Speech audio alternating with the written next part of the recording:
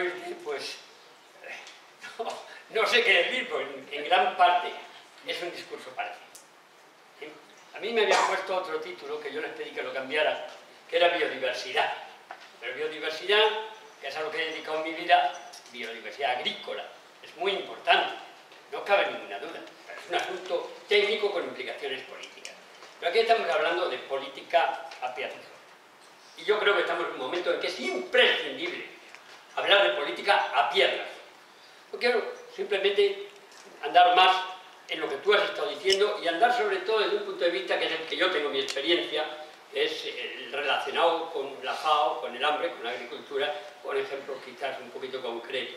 Bueno, antes de hacer eso sí quiero agradecer, perdonadme, a Fundación Valores. Para mí ha sido una suerte el conoceros, el conocer los valores que os guían, porque la crisis real que tenemos en el mundo hoy es una crisis de valores. Todo lo demás es una mierda. Es decir, ni crisis financiera, ni crisis económica, ni crisis ecológica, ni crisis agraria, alimentaria, ni crisis... Son unas únicas crisis, una crisis de ética, una crisis de valores, una crisis de haber perdido el norte, una crisis de o el sur, de no saber a dónde vamos y sobre todo, sí sabemos a dónde vamos. Y vamos a un desastre. Pero no sabemos a dónde queremos ir. Y yo creo que eso es lo que hay que plantearse. ¿A dónde queremos ir? Y empujar al unísono en esa dirección. Al unísono no. Con debates, con discusiones. Tú has dicho una frase que me ha encantado. Quiero pensar en voz alta. Eso es lo que quiero hacer yo también. Quiero compartir, aprovechar esta oportunidad para compartir con vosotros conocimientos pocos, experiencias, muchas. 30 años en la FAO me han permitido viajar por más de 100 países y conocer de primera mano el hambre, la miseria y los ébolas del mundo. Y cuando hablo de los ébolas del mundo, pues mira, es una barbaridad lo que voy a decir. Pero me parece muy bien que haya llegado aquí y ha estado juntos, para que sepamos que el problema del ébola, como el problema del hambre, como el problema de la pobreza, como el problema financiero, económico, como queréis llamarle, con que nos enfrentamos, no es un problema de un país en un mundo globalizado e interdependiente. Es un problema de la humanidad. Y es un problema que nos debe hacer sentir si la humanidad va a tener o no va a tener un futuro. No es que sea un futuro ni siquiera mejor. Es que, fijaros, hay una contradicción. Por una parte, estoy alegrando de que haya llegado el ébola y quizá de que haya llegado la crisis. Porque estaba ahí, estaba latente. Y el ébola estaba allí, pero era el problema de ellos. Ahora ha pasado a ser nuestro problema. Y ahora los grandes laboratorios que no podían invertir en eso porque no había quien les pagase por su investigación, cierto, y además lo respeto. El problema es que la investigación la tengan que hacer en manos privadas y no en manos públicas también. Ese es el problema. Entonces, ahora resulta que va a ser rentable porque ha llegado el norte. Y se va a financiar porque si no, no nos salvamos nosotros. Lo mismo con respecto a los otros problemas que he dicho antes. Mirad, en este mundo global e interdependiente, en esta nave tierra, en esta aeronave, con unos recursos limitados y perecederos, con unos recursos naturales que no les dan un precio en el mercado porque la economía del mercado está basada en una oferta y una demanda, y la oferta es la que hay aquí hoy para esta generación y todas las que vienen después, y la demanda es la demanda de una única generación, la nuestra. Por lo tanto, esos recursos que tienen, como decía Antonio Machado, es de necios confundir valor con precio.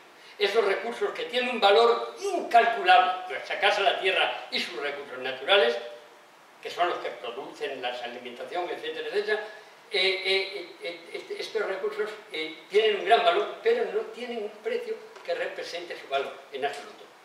Habrá que establecer correcciones. Yo quiero hablar un poquito al final de algunas de las correcciones necesarias. Pero,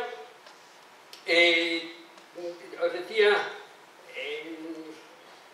y compartir sobre todo reflexiones. Me he saltado un poquito, perdonadme, porque me he exaltado también un poquito. He querido entrar en la parte política, no como lo tenía pensado, pero es bonito hacerlo un poquito más técnico al principio para no entrar en el tiempo que tenemos. Ahora, voy a ser un poco más práctico en el uso del tiempo.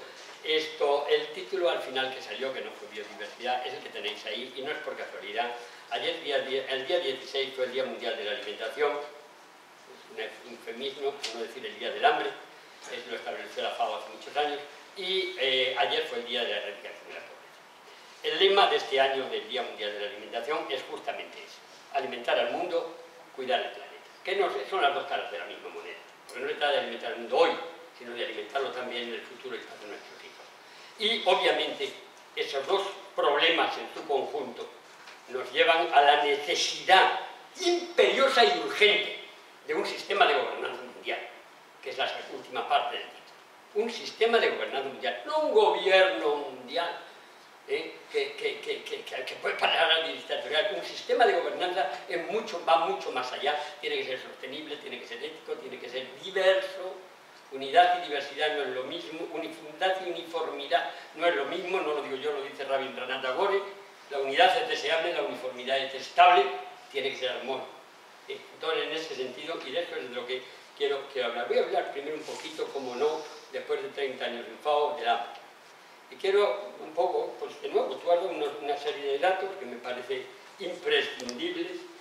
Mira, os voy a compartir algunos datos más y ver que el hambre es la mayor pandemia de la humanidad. 40.000 muertos al día, es lo que significa un muerto cada 2 segundos.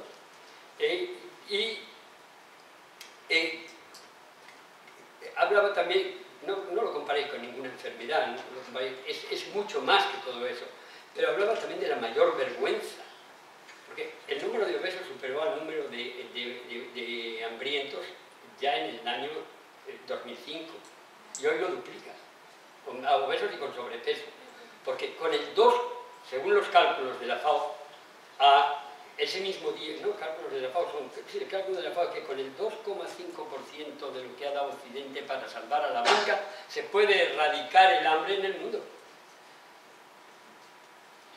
Mirad, ese mismo día que mueren de hambre 40.000 personas, el mundo gasta en armamento 4.000 millones de dólares. Si dividís, resulta que con ese dinero, en el lugar donde viven, al precio de los alimentos allí, podéis alimentar al muerto por más de 100 años. ¡Qué locura! Absolutamente paradójico, ridículo y absurdo, indignante y mezquino. Por otra parte, más interesante, datos de la FAO. Con los alimentos que hoy produce la humanidad, se puede alimentar el 60% más de la población actual. Entonces, cuando dicen, no, es que se necesita producir más, eso es mentira. Se necesita acceso a esos alimentos. Esos alimentos están en el mercado internacional, pero no llegan ni a la boca ni a la mesa de los que tienen hambre. Esos alimentos están hoy más que nunca a merced de la especulación en la bolsa de valores de futuro sobre los alimentos básicos. Y con una enorme volatilidad de precios que eso crea, que hace que sea imposible tener acceso a ello. No voy a entrar en detalle, que es muy interesante, voy a apuntar muchos ejemplos, pero esa es la triste realidad. ¿Eso quiere decir que no hay que producir más? No, he exagerado un poquito. Hay que producir a nivel local, porque el que es hambriento además es pobre, por eso no puede comprar en el mercado internacional.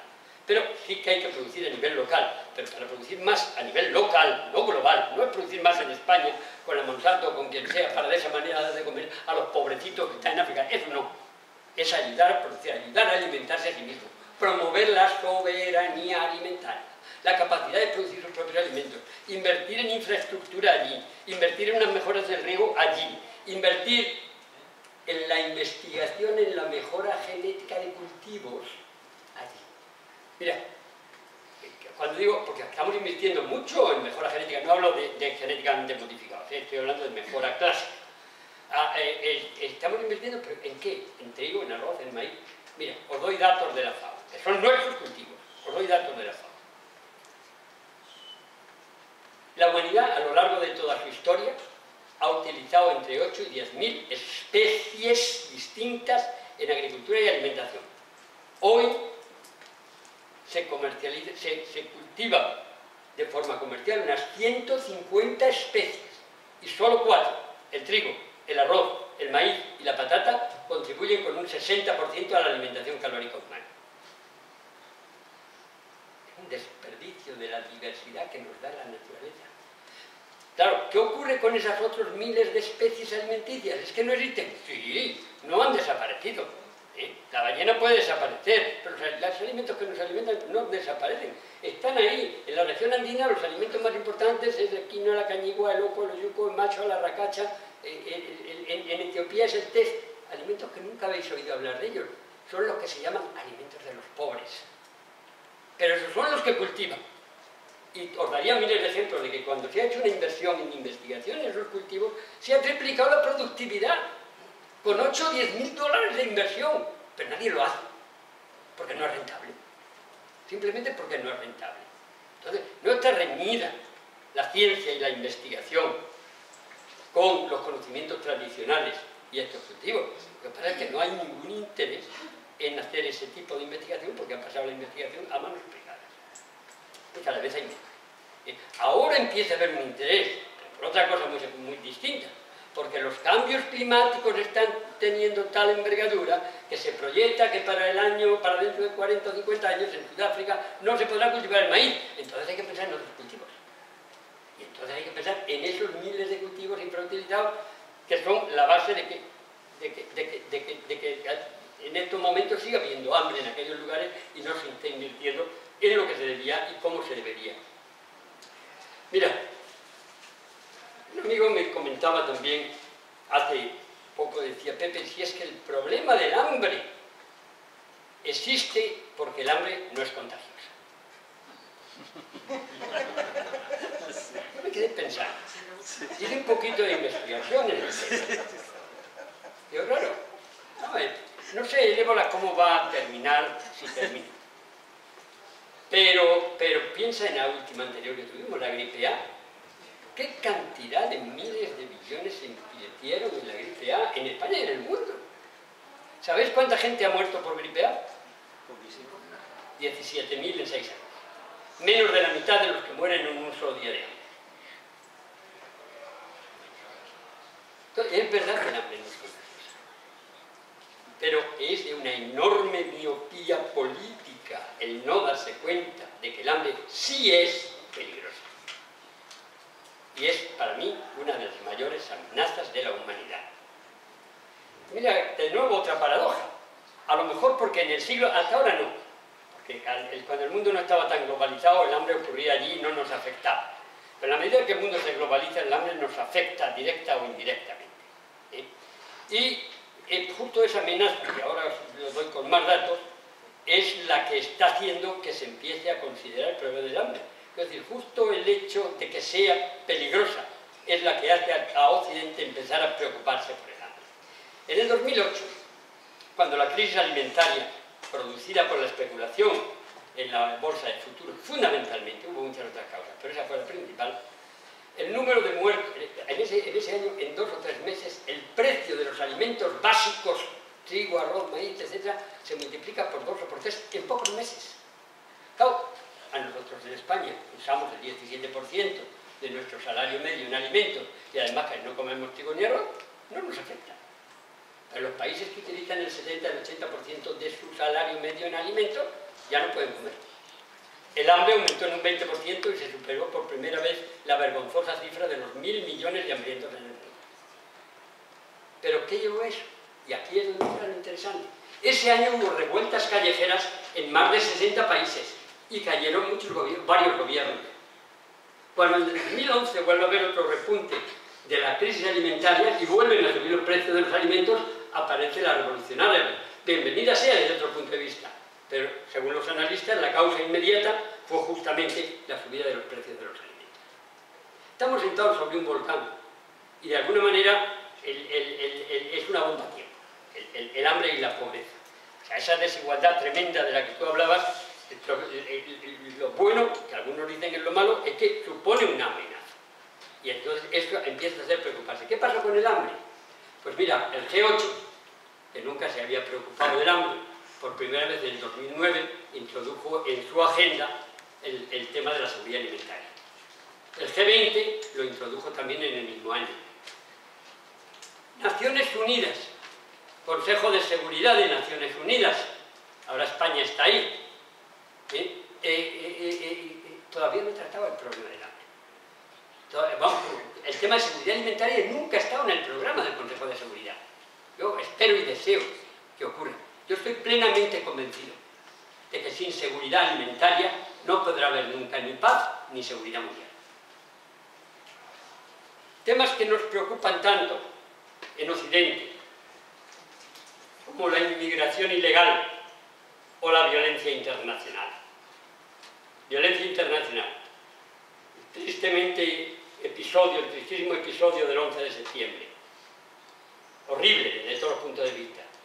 Mueren 2.900 y pico personas. Es una cosa terrible que, por supuesto, había que tomar medidas. Pero ¿qué son 2.900 personas? Un 10% de los que mueren cada día de hambre, menos de un 10%.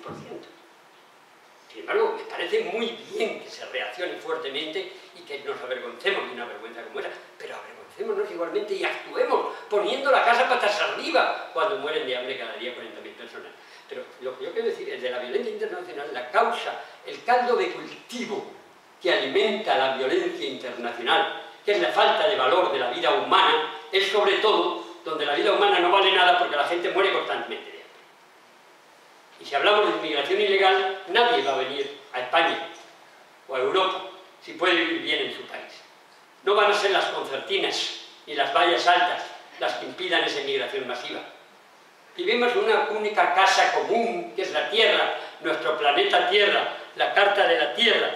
Y en esa casa común, si hay goteras en la cocina, yo os aseguro primero que los que están en la cocina se van a venir al salón. Y en segundo lugar, que aunque no se vinieran, si hay goteras en la cocina, lo que está en peligro es la casa, el salón y la alcoba también, porque todo lo va a estar. En esa nave Tierra de la que hablaba antes, si se hace hoy en el siglo XXI, si la nave Tierra se hace un agujero, me da igual que el agujero esté en África, en Asia, en Estados Unidos o en España.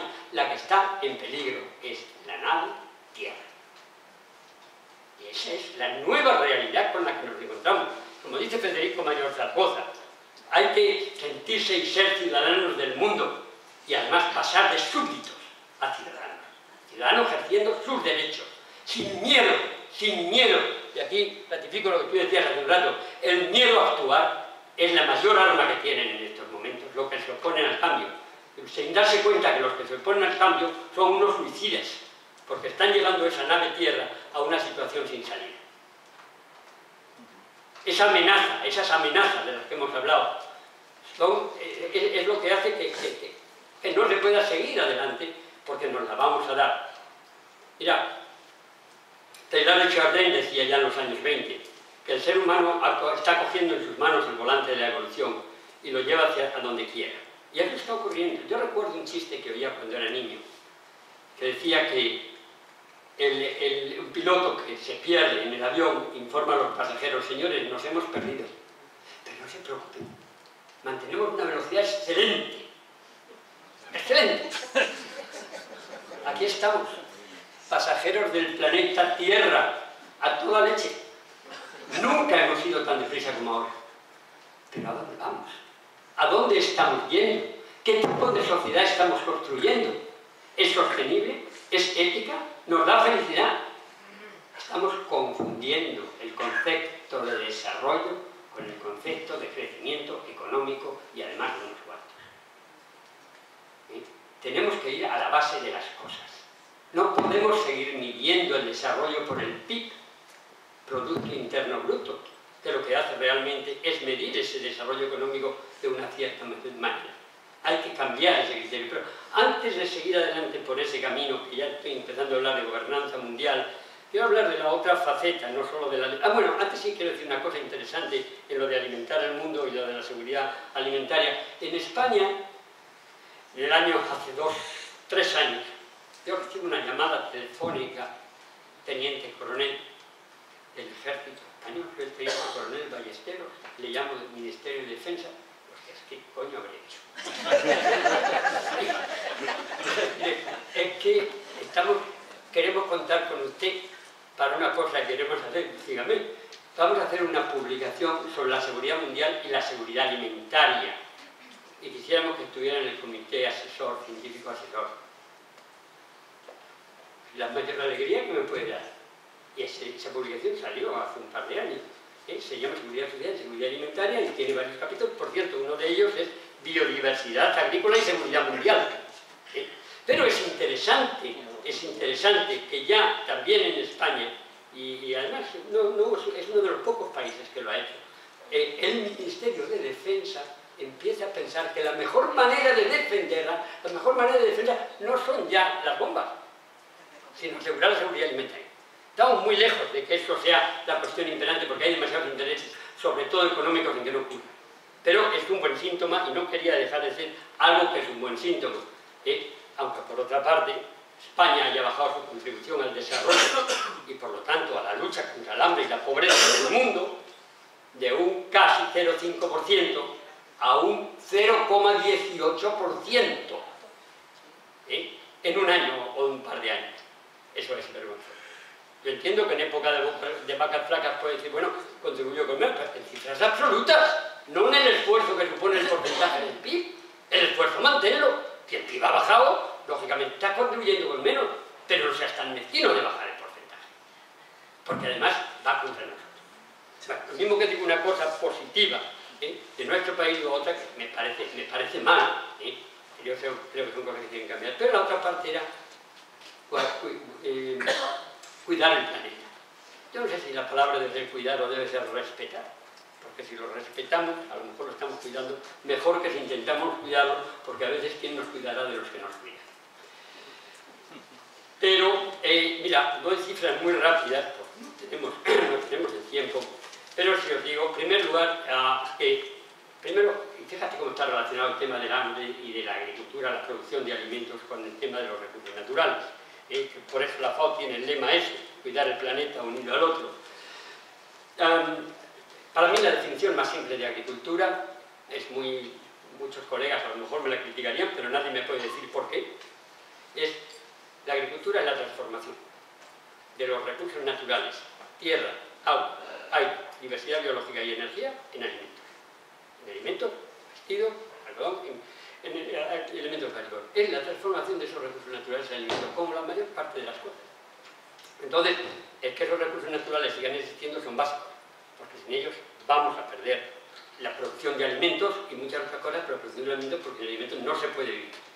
Mirad, pues son del orden entre 11, esos recursos naturales de los que he hablado, ¿qué está pasando con ellos? Pues entre 11 y 15 millones de hectáreas están siendo deforestadas cada año. Sería pues, como la cuarta o quinta parte de España, no sexta parte de España. Entre 5 o 6 millones de hectáreas están pasando a ser tierras áridas e improductivas. No sigo con cuántas pasan a ser urbanizadas, etc., pero se están perdiendo para la producción agrícola. Energía, no voy a insistir, tú has hablado ya algo, estáis viendo en los periódicos todos los días lo que está pasando, se ha hablado anteriormente, con las energías no renovables. En el agua, visteis la situación en la Expo de Zaragoza de hace unos años, y realmente el problema más grave que tenemos, tú has hablado también del agua potable, etc. Hay otro recurso natural que es el aire. ¿No mencionáis el aire? Pues hasta ahora, porque además aquí la tragedia es, atentos, se está perdiendo, se está contaminando esos recursos naturales, pero además pasa a ser de un bien amplio e ilimitado en teoría, un bien escaso, se está privatizando. ¿Sí? Entonces, el agua se ha privatizado, la tierra se ha privatizado mucho, la diversidad biológica agrícola, hablaré un momentito ahora, se está privatizando a través de los derechos de patente, etcétera, etcétera, y el aire no se ha privatizado todavía. Diríais, no se puede controlar, no se había privatizado. Pues yo en Tokio me llevé una gran sorpresa. Cuando un día, que había además una contaminación enorme en la ciudad, me encuentro con un anuncio, que vi que había más, que decía, respire aire limpio por tanto dinero a la hora. Entré, tenías ahí unas cámaras, que daba gusto respirar, te cargabas una hora y todo, y después te ibas así. Eso es privatizar el aire. Y yo creo que a este paso nos vamos a terminar con un contador puesto aquí, que para pagar la no contaminación, en vez de ser las empresas que lo contaminan, las que lo paguen, vamos a ser nosotros por el aire que consumimos. Cada uno tiene su contador que lo va limpiando y echa una monedita de vez en cuando. Y como pasa ya con la comida, el que no puede comer, se fastidia, se jode, se muere, pues va a pasar pasado mañana también con el aire. ¿Es ese el futuro que queremos? ¿Es esa la dirección que queremos que lleve la Tierra? sigo con el discurso, pero termino con los recursos naturales, la biodiversidad, que es mi tema. Os doy un par de datos solamente, os he dado ya el dato del número de especies, de varios miles a 150, a 4 que alimentan, la alimentación calórica va al 60%. Pero es que en las otras, en las 150, las 4, en el trigo, en el arroz, en el maíz, hemos perdido de la diversidad biológica que existía, de las variedades locales, tradicionales, de trigo, de arroz, de patata, de maíz, de tomate, de zanahoria, de melones, de sandía, de las variedades tradicionales de los agricultores que habría a principios del siglo XX, hemos perdido en un siglo, en media, un 90% de la diversidad que existía. Esa diversidad es importante, es clave. Esa diversidad es la que contiene los genes necesarios de resistencia a las nuevas enfermedades, de adaptación, de resistencia al frío, al calor, a la humedad, a la sequía. Es la que cada vez que aparece una nueva enfermedad, el mejorador, el agricultor es el primer mejorador del mundo, pero el mejorador científico también busca en esa diversidad la resistencia para introducir, repito, por métodos clásicos, no estoy hablando de ingeniería genética, para introducir esa resistencia en las variedades comerciales. Y entonces, gracias a eso, superamos el problema. Muy pocos saben que la famosa hambruna irlandesa de 1842, que mueren más de 3 millones de personas que emigran a Estados Unidos, otros 2 millones en un país que tenía entonces 10 millones, fue debida a que la patata que venía de Estados Unidos, lo que vino aquí es un puñado de patatas todas idénticas, sin ninguna diversidad. Aparece una enfermedad, Phytophthora infestans, un hongo, mueren todas las patatas y mueren de hambre millones de personas, hasta que alguien tiene la felicidad. Hostias, ¿y si vamos a América, a Perú, a Bolivia, a Ecuador, de donde procede la patata? A lo mejor allí hay resistencia. Y allí se llevaron otra sorpresa. Las patatas no eran redonditas, marrones por fuera y blancas por dentro. Las había moradas, amarillas, rojas, verdes, de todos los tamaños, de todos los colores, con forma de tirabuzón. Y en esa inmensa diversidad, claro que había resistencia al Phytophthora infestans. Se había ido seleccionando a lo largo de millones de años allí, trajeron esa diversidad, introdujeron la resistencia con cruzamientos genéticos en la patata a la que estaba acostumbrado el paladar español y salvamos la patata de España. En España no, en Europa. Y como ese caso contaría miles mucho más recientes. Entonces, hasta se cuenta de que aquello era un problema, que la diversidad biológica se estaba perdiendo, y se ha perdido sobre todo en los años 70, de los años 1960 en adelante, como consecuencia no buscada de la Revolución Verde que por otra parte permite incrementar la producción en el mundo bastante, hasta el doble en algunos casos, pero que tuvo como subproducto la eliminación de las variedades tradicionales de los agricultores. Entonces, ahora se han creado los bancos de germoplasma, ahora es todo el intentar mantener esa diversidad, porque es la base del futuro, sobre todo cuando tenemos en cuenta los cambios climáticos. De hecho, el trabajo mío en la FAO durante 20 y tantos años ha sido el secretario general de una comisión intergubernamental de 180 países, que es la que ha negociado lo que hoy es el Tratado Internacional de Recursos Fitogenéticos, cuyos objetivos son la conservación y uso sostenible de esas variedades, de esa diversidad tradicional, y la distribución justa y equitativa de los beneficios derivados de ese uso. De hecho, ahí se establece una tasa para la distribución de beneficios, ya que es el agricultor, se define al agricultor tradicional como custodio de la diversidad, es el que la ha desarrollado, la diversidad biológica agrícola, el que la ha desarrollado, el que la conserva y el que la hace disponible a los científicos y agricultores del mundo. Entonces, para incentivar que eso siga ocurriendo, se establece un artículo 9 que son derechos del agricultor. Que por cierto, derechos del agricultor, hay una serie de ellos, incluido también distribución de beneficios, e incluido la participación de los agricultores tradicionales en las tomas de decisiones políticas. Este tratado internacional, con este artículo 9, ha sido ratificado ya por los parlamentos de 136 países, incluido el nuestro.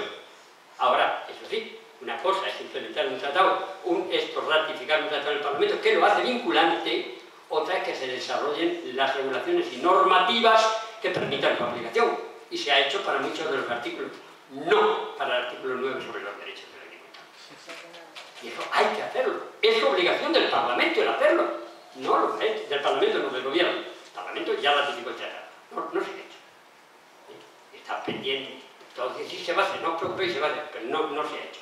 Otra cosa, digo lo último ya sobre este tratado también, cuando hablaba de la distribución de beneficios, que es a través de un mecanismo financiero. Ahí lo que se dice es que todos puedan utilizar esa diversidad biológica para los 64 cultivos más importantes, con la condición, tienen acceso también las compañías privadas, con la condición, que es fundamental para la producción de alimentos, pero con dos condiciones. Una es que quien lo usa no puede patentar el material original, y la otra es que si obtiene beneficios monetarios derivados de su comercialización, tienen que contribuir con entre el 0,5 y el 1,1% a financiar proyectos, programas y actividades en los países en vías de desarrollo. En el fondo es una especie de taxa Tobin, que en este caso no se aplica a las transferencias financieras, sino a las transferencias de germoplasma de recursos genéticos. Podría hablar muchísimo más, como podéis imaginar, de este tratado. Lo dejo aquí, pero lo he puesto como ejemplo de que en algunos de estos recursos naturales es posible encontrar soluciones. ¿Por qué? Es una cosa interesante. ¿Por qué en este caso se encontró la solución y en otros casos no se ha encontrado todavía? Por una razón muy sencilla. Porque la inmensa mayoría de la diversidad biológica agrícola del mundo está en las zonas tropicales y subtropicales, donde mira en coincidencia donde están los países en vías de desarrollo. Entonces, en materia de diversidad biológica agrícola, es el mundo al revés. El norte depende del sur y no el sur del norte. Los llamamos países ricos, porque lo son en dinero y a veces en ciertas tecnologías, son los países más pobres cuando estamos hablando de la diversidad biológica agrícola necesaria para la producción de alimentos. Entonces, cuando estos países exigieron que se pusiera en marcha un mecanismo que se definió entonces justo y equitativo, que es ahora el tratado, muchos países ricos se negaron. Hubo un enfrentamiento. Las negociaciones han durado 25 años. Pero al final, ¿qué hicieron los países en desarrollo? Ahora ponemos leyes que os impiden colectar el material en nuestro país. Entonces era un toma y daca. ¿Queréis acceso? Hay que hacer un sistema justo y equitativo. Y el sistema se ha hecho. Con muchos defectos. Yo os podría hablar mejor que nadie también de los defectos. Pero ahí está. Y es mejorable. ¿Vale? Vuelvo con el tema, por tanto, y todo esto lo digo, o sea, tanto una cosa como otra de las que hemos hablado, es para deciros en definitiva que es necesaria una gobernanza mundial. Este tratado ya es un producto de una gobernanza mundial. Ya es un desarrollo consensuado y negociado por todos los países de la humanidad. Y se ha conseguido. Hubo dos abstenciones. Se aprobó por consenso, hubo dos abstenciones. Estados Unidos y Japón. Pero Japón, el Parlamento de Japón lo ha ratificado hace 2 meses. Y en Estados Unidos lo tienen, en estos momentos en el Congreso, está siendo discutido. ¿Por qué? Porque interesa a nivel nacional. Ahora, volvemos al tema de la nave, de la necesidad, pero mejor dicho, vamos en recursos naturales sí que decir una cosa. Os decía que la agricultura es transformable por medio de tecnologías, tradicionales o no, en alimentos. Ordeñar a una vaca es una tecnología. Cultivar un campo es una tecnología. Hay otras tecnologías que nos gustarán menos, hay otras que nos gustarán más. Pero el tema, y ya vuelvo mucho más en general, es que la ciencia, incluida las ciencias económicas, pero sobre todo las ciencias naturales, ciencias biológicas, etc. Las tecnologías, el mercado, no son per se buenos o malos. Son instrumentos, y solo instrumentos para transformar. Y a esos instrumentos los hemos transformado en dioses. ¿Y hoy quién manda en el mundo? La ciencia, la tecnología y el mercado. Son instrumentos en nuestras manos para que esa nave tierra que va a la deriva, porque el piloto se ha perdido y va a toda velocidad, pero no sabe a dónde, porque nadie se lo dice, porque quien está conduciendo hoy la nave tierra son estos instrumentos. Los políticos no pintan nada y cada vez pintan menos, de un partido o de otro, porque no tienen las agallas necesarias para coger el volante de la evolución. Cuando decía Taylor Charero, lo decía antes, el ser humano tiene en sus manos el volante de la evolución y lo está dirigiendo en la dirección que quiera, es una absoluta verdad, no solo de nuestra especie, sino de las demás especies también. Estamos condicionando el futuro de la humanidad. Y si naturalmente va a la deriva, antes o después, y yo creo que va a ser mucho antes que después, se va a estrellar. ¿Cuál es la solución? Yo creo que es imprescindible pensar en las generaciones futuras. Ahí es donde nos vamos a poder poner de acuerdo todos. Pues yo aquí quiero dar soluciones también. no solo asustarnos con los grandes problemas, pensar en las generaciones futuras, en lo de las 7 generaciones que tú decías antes. Esa es la sabiduría. 7 o 100, o con que pensemos en 3 sería suficiente, en nuestros nietos, en nuestros bisnietos, pero no se está pensando en eso, se está pensando en el pequeño egoísmo nacional. Y a veces ni siquiera nacional, partidista y electoral. Mira, cuando se crean Naciones Unidas,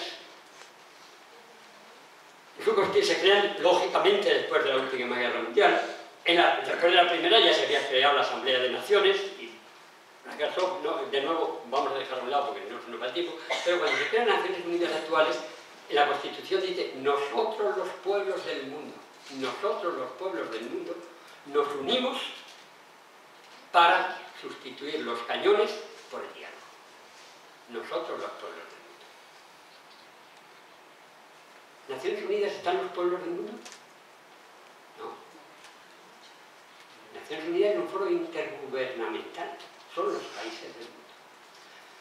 Yo soy un enamorado de Naciones Unidas y un gran defensor de Naciones Unidas.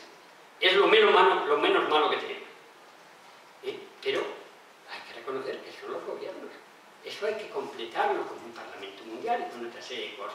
Lo vamos ahora. Quiero antes volver, y perdonad que estoy un poquito a salto de nota, pero que son varios temas que, algún tema que he dejado un poquito a mitad, lo de las, que no tan a mitad, porque estamos en la misma generaciones futuras. ¿Cuál es el problema, cuál es el drama de las generaciones futuras y por qué no pensamos en ellos? Os he dicho antes, porque las generaciones futuras no consumen y no votan. Hemos desarrollado antes el tema de consumir y no consumir, y de que como no consumen, el valor de los recursos naturales, valor altísimo, no está representado en sus precios, están absolutamente a un precio bajo. El Río 92, en el vértice de la Tierra del río en el 92, que fue el bueno, porque el otro, el del Río más 20, fue una mercantilización del medio ambiente. Pero el Río 92, que sí, a mí me gustó mucho, yo estuve representando a la FAO allí y participé en muchos debates. Quizás la cosa más importante, o una de las más importantes que salió, es preciso internalizar el coste de la conservación de los recursos naturales en el coste de la producción. En otras palabras, que cuando yo voy al mercado a comprar una manzana, tengo que pagar no solamente por el coste de la manzana, de producir la manzana, sino por el coste de conservar los recursos naturales, tierra, agua, aire, diversidad biológica, para que mis hijos puedan seguir comiendo manzanas. Son correcciones en el mercado que son imprescindibles si queremos que el mercado sea más justo. Pero es que además las generaciones futuras no solo no consumen, sino que son tan desgraciadas que tampoco votan porque no han nacido. Entonces, ¿quién defiende en los parlamentos los intereses de las generaciones futuras? Tendríamos que hacerlo nosotros, pero no lo hacemos. ¿De qué manera algún país ha intentado corregirlo? Introduciendo una figura que a mí me parece sumamente interesante. El ombudsman de las generaciones futuras, el defensor de las generaciones futuras. El Pepito Grillo, que cuando surge un tema, una nueva ley, un nuevo acuerdo, dice cómo va a afectar esto a las generaciones futuras. Hace el planteamiento del grupo de los 7, o de los 7 generaciones, del grupo de individuos, hace exactamente ese planteamiento y se discute. Y eso debe ser una figura institucionalizada en el Parlamento, en el gobierno, en los sindicatos, en todas partes. Porque son los que van a representar los intereses de los que no han nacido. Pero, es más, en Inglaterra, en algunos países incluso lo han puesto en práctica, como fue Hungría, aunque el gobierno actual, lógicamente, lo quitó. En Inglaterra, la propuesta que han hecho los verdes es una tercera cámara, Cámara de los Lores, Cámara de los Comunes y Cámara de las Generaciones Futuras. Fijaos la importancia que tiene el tema, porque eso puede ayudar a resolver todo este tipo de problemas, sea hambre, sea ambiente, es que en las generaciones futuras no va a haber blancos y negros, un café con leche. Se van a perder las fronteras porque ya se están perdiendo y se han perdido casi, pero no para las mercancías solamente, para los seres humanos. Por lo tanto, es fundamental lo de Naciones Unidas. Yo creo que vuelvo ahora ya sí a lo de la gobernanza mundial, si tenemos en cuenta que es una crisis única, como decíamos, si tenemos en cuenta que el planeta Tierra, la pequeña aldea, tiene un destino común, no queremos que nos pase como en Titanic, porque ahí mueren tanto los polizotos como los de primera clase, y eso es lo que nos está pasando si seguimos así. es imprescindible, yo creo, que en este momento desarrollemos esa gobernanza mundial. ¿Qué elementos tendría que tener una gobernanza? Primero, ¿qué elementos tendría que tener? ¿Cuál debe ser el objetivo? El objetivo tiene que ser, todos van a decir, desarrollo. Hablábamos antes de que el tipo de desarrollo actual está confundiendo desarrollo con crecimiento económico. El desarrollo no puede estar medido solo por el PIB. Hay una serie de... Hay unas necesidades básicas mínimas que necesitamos, que se miden con un crecimiento económico. Pero por encima de eso no te hace más feliz. En 1999, para hacerlo más breve, en Naciones Unidas en Nueva York, Bután, país asiático, se levanta en un debate general, un debate sobre políticas generales, no en la Asamblea General, se levanta y hace una pregunta. Dime ustedes, yo creo que mi país es un país muy desarrollado, pero si miramos el PIB, está de los últimos, porque yo creo que el PIB no mide el desarrollo. Entonces, estoy de acuerdo, díganos usted cómo lo medimos. Entonces, ya lo habréis oído algunos, se dijo, el FIB. ¿Y qué es el FIB? Felicidad interna bruta. Claro, muchos se sonrieron o incluso se carcajearon, pero al final se creó una comisión para el estudio de indicadores del FIB. Y se tardó un par de años en hacer indicadores del FIB. Y cuando eran indicadores muy imperfectos, pero cuando se aplicaron, ¿sabéis cuál era el país más desarrollado del mundo? Bután. No, España y Estados Unidos no pasaban al final a la cola, pero se quedaban en el puesto 20 o 30 o 40. Yo creo que esto es muy importante. Es definir primero qué es desarrollo, y el objetivo podría ser desarrollo, pero habría que ponerse de acuerdo en que desarrollo es un desarrollo humano en armonía con los demás, que ahora hablamos un poquito de qué más elementos de desarrollo. ¿Cuáles son los elementos que tiene que tener el sistema? Yo dejaría un foro de gobierno, como lo hay en Europa, la Comisión, eso es Naciones Unidas, pero habría que añadir un Parlamento Mundial, que ese sí sería el auténtico foro de los pueblos, y que sería, ahí sí se podría decir, nosotros los pueblos del mundo. Por lo tanto, estamos hablando de un ejecutivo, de un legislativo. Habría que crear los sindicatos mundiales. No hay derecho a lo que está ocurriendo en estos momentos, que porque los trabajadores de España en la SEAT, o como se llame ahora, tienen también, la SEAT tiene otra fábrica en África y otra en India, claro, producen mucho más barato allí, con lo cual la plusvalía generada por los obreros de estos países son beneficios para el trabajador español, al que además le obligan a tener acciones en la compañía. No, los sindicatos tienen que ser ya a nivel mundial, tiene que ir haciendo, esto es un proceso. Justicia, tiene que haber una justicia internacional. Toda esa serie de elementos hay que crearlos. Pero ahí el gran peligro, como decía antes, es que no me gusta hablar de gobierno, porque un gobierno mundial puede transformarse pasado mañana en una dictadura, y eso sería lo peor que le ocurra a la humanidad. Y por eso decía Rabindranath Tagore, dice unidad deseable, uniformidad detestable. Yo creo que el desarrollo de una constitución de Naciones Unidas tiene que basarse en algo ya consensuado, que es la Declaración Universal de los Derechos Humanos. Y que ya se han desarrollado varias cosas a través de esa Declaración Universal. Pero el criterio que yo creo que hay que aplicar para el desarrollo de esos elementos es lo que yo llamo criterio de la SEDA, S de sostenibilidad. Y aquí cojo la definición de la Comisión Brundtland a finales de los años 80, que es quien define sostenibilidad, que dice: sostenible es el desarrollo que no destruye los recursos naturales sobre los que se basa. Punto. Déjate de más magníficos. Que no destruye los recursos naturales sobre los que se basa. Eso es desarrollo sostenible. Luego han salido 1000 definiciones más que crean confusión. Pero esa es básica. Porque no nos pertenecen estas otras cosas. Mirad, los africanos tienen un dicho: los recursos naturales no nos pertenecen, los tenemos en préstamo de nuestros hijos. SEDA, E de ética. ¿Por qué ética? Es que tener esclavos es una de las cosas más sostenibles del mundo, porque se reproducen. Un esclavo y una esclava pueden tener muchos esclavitos. Y ya en algunos países, de hecho, existe. ¿Entiendes? Entonces, de hecho, no. Afortunadamente, por cierto, una de las utopías que logró transformarse en realidad, eliminar la esclavitud, al menos de derecho. Pero sin embargo, no es ético. Por eso os digo que no solamente sostenibilidad, sino ética. Es sostenibilidad E de ética, D de diversidad. La mayor riqueza que tiene la humanidad es la diversidad. La diversidad de culturas, la diversidad de lenguas, la diversidad de sistemas agrícolas, la diversidad agroecológica, la diversidad de políticas, la diversidad de ideas, la diversidad de todo. Esa diversidad es la gran reserva que tenemos. Esa diversidad está creada a lo largo de 1 millón de años. Bueno, si hablamos de la Tierra en general, de 5.000 millones de años, de 3.000 millones de años de la vida sobre la Tierra, de 1 millón de años del ser humano sobre la Tierra. Esa diversidad no podemos sacrificarla en aras de una uniformidad. Esa diversidad hay que mantenerla y hay que defenderla a toda costa.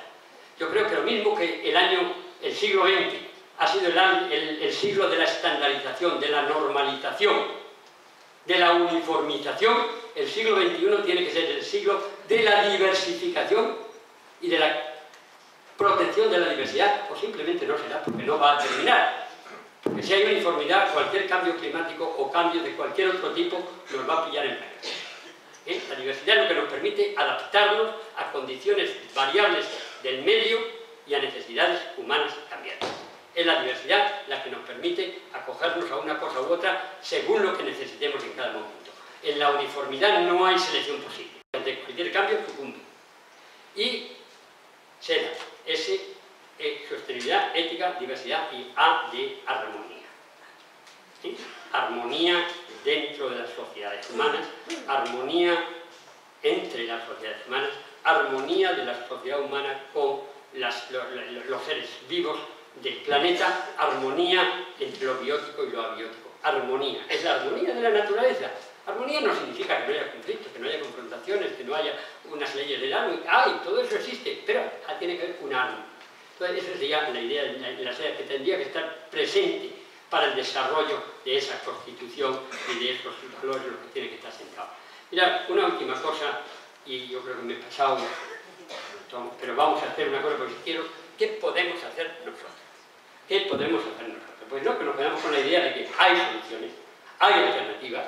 Tú planteas muchas en tu libro, que gracias a que vamos a tener esto, he estado leyendo estos días, lo tenía hace mucho, pero no lo había, y la he leído muy superficialmente porque no he tenido mucho tiempo, pero vamos, he leído algo bastante y voy a seguir adelante.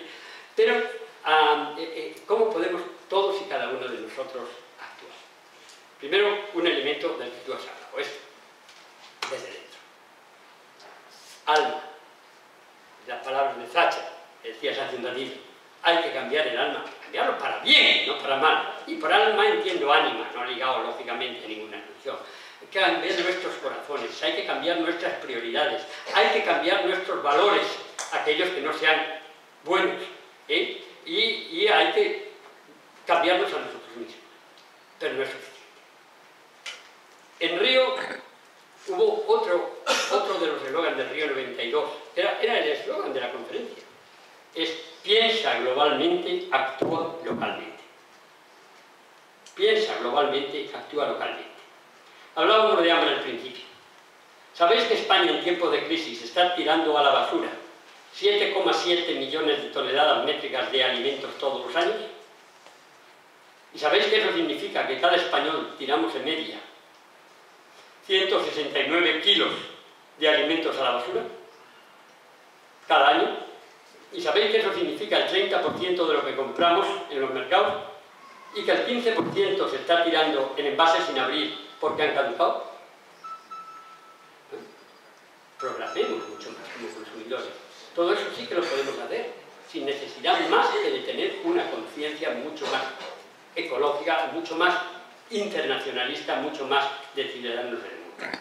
Participar, otra de las cosas que podemos hacer, Internet nos da un arma tremendo para ponernos en contacto con gente de todo país y de todas condiciones, sin los filtros de los medios de comunicación, que hoy más que nunca están controlados también por el poder económico y el poder político, en última instancia el económico, el pulpo económico, el pulpo financiero, que es el que controla todo. Pero podemos ponernos en contacto, podemos unirnos a otros grupos, podemos actuar desde ahí. Desde nuestra propia profesión, muchos de vosotros lo habéis dicho aquí, el que es maestro, porque desde la profesión puedes inculcar valores, puedes contribuir a ello. Como sociedad civil, la Fundación Valores, Comercio Justo, de semillas, en el caso de biodiversidad, hay miles de organizaciones de la sociedad civil a las que nos podemos unir como ciudadanos y como ciudadanos del mundo y actuar en consecuencia. Con nuestros votos, con nuestros votos. Yo, honestamente, no entiendo lo de... Yo es que estoy tan harto que no voy a votar. Cojones, no. No delegues a otros que voten por ti. No, es que cuando vean que no vota nadie, se van a ir. Ni hablar. Van a seguir gobernando con un 20% de los votos. ¿Qué más les da? Mejor, menos imposible. No, yo creo que hay que votar. Y si no sabes a qué me dice, es que nadie me convence, es que ninguno... Lo que yo quisiera... Bueno, pues vota al que menos... al que al menos no sea contrario a tus ideas, al menos malo. ¿Eh? Y yo creo que un terremoto ahí es necesario. O vota al que más miedo les vaya a dar a los que están gobernando. ¿Eh? Porque de esa manera, al ver moverse bajo sus pies el terreno, van a ponerse las pilas. Y si no, van a perder el terreno. Pero votan. Los países que tenemos la suerte o la posibilidad de votar, aunque sea en una democracia incompleta, aunque sea, usemos el voto, no solo, además de todas las demás cosas, el voto como instrumento. Mira, cuando alguien dice, es que yo me siento tan pequeño en la sociedad, que me parece que es imposible tener ningún impacto. Alguien le recordaba, es que ese nunca ha dormido con un mosquito en su habitación. Yo honestamente, lo digo siempre, creo que tenemos que ser no solo mosquitos, sino moscas cojoneras. ¿Eh? Y hacer la vida imposible a los ladrones. Como decía Unamuno, llamándole ladrón, y al sinvergüenza llamándole sinvergüenza.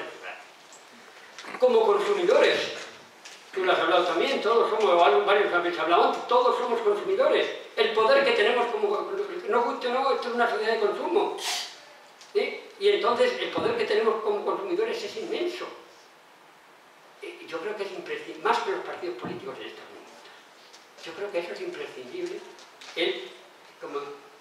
A mí me gusta también eso, el decir, esto venía en una exposición Puerta hace años que pasó por España, que es, transforma pacíficamente tu carro de la compra en un carro de combate. Pacíficamente en un carro de combate. ¿Sí? Y hay que consumir, el producto tiene que ser bueno, como dice Carlo Petrini, el presidente de Slow Food, bueno, justo y limpio. Bueno, en el sentido de que por muy ecológico que sea, si un vino es una caca, es una caca. ¿Sí? Tiene que ser bueno y nutritivo. Tiene que ser limpio, ecológicamente limpio, producido sin destruir los recursos naturales sobre los que te basas, y justo porque no puede estar producido con salarios de hambre o con niños esclavos. Como mínimo esas tres condiciones, podéis poner muchas más, podemos hablar de lo local, de los alimentos estacionales, de mil cosas más. Pero, como mínimo, este tipo de cosas. Yo creo que consumir es un acto político. Cuando tú llegas a un supermercado o llegas a una tienda, estás convirtiendo que estás haciendo un acto político. Tienes que investigar más de dónde viene y cómo está hecho. Y la información, más o menos, pero parte de la información la tenemos, letra muy chiquitita, hay que llevarse gafas, pero parte está ahí. Por último, habéis hablado antes de soñar. Parece fundamental. Fundamental. Sin soñar no vamos a conseguir nunca nada. Los sueños son esenciales. La utopía es esencial. Mira, don Miguel de Unamuno, nuestro don Miguel, decía, si 5 personas piensan que algo que parece utópico es posible, ya no es una utopía, es una posibilidad. Aquí habéis dicho antes una cosa que algunos de vosotros que atribuyen a los ingenuos, que decían los ingenuos consiguieron tantas cosas porque no sabían que era imposible. Imposible es la palabra que Napoleón decía, que la llevaban escrita en la mochila los imbéciles. Claro que es posible, claro que podemos si queremos, y para eso hay que actuar. Bueno, yo quería, lo dejo aquí porque no terminaríamos nunca, sí quiero recordar a figuras que han conseguido cambios y cambios importantes y además de forma muy pacífica. Entre ellos está Mandela, gran defensor de los derechos humanos y del derecho a la alimentación, entre otros, y entre ellos está Gandhi. Gandhi tiene una frase, por cierto, que vienen muy bien en este contexto, que es: la tierra tiene recursos para satisfacer las necesidades de todos, pero no la avaricia de algunos. Y él consigue cambiar los destinos de su país, de la India, y en gran parte los del mundo, descalzo, sin nada, y sin ninguna violencia.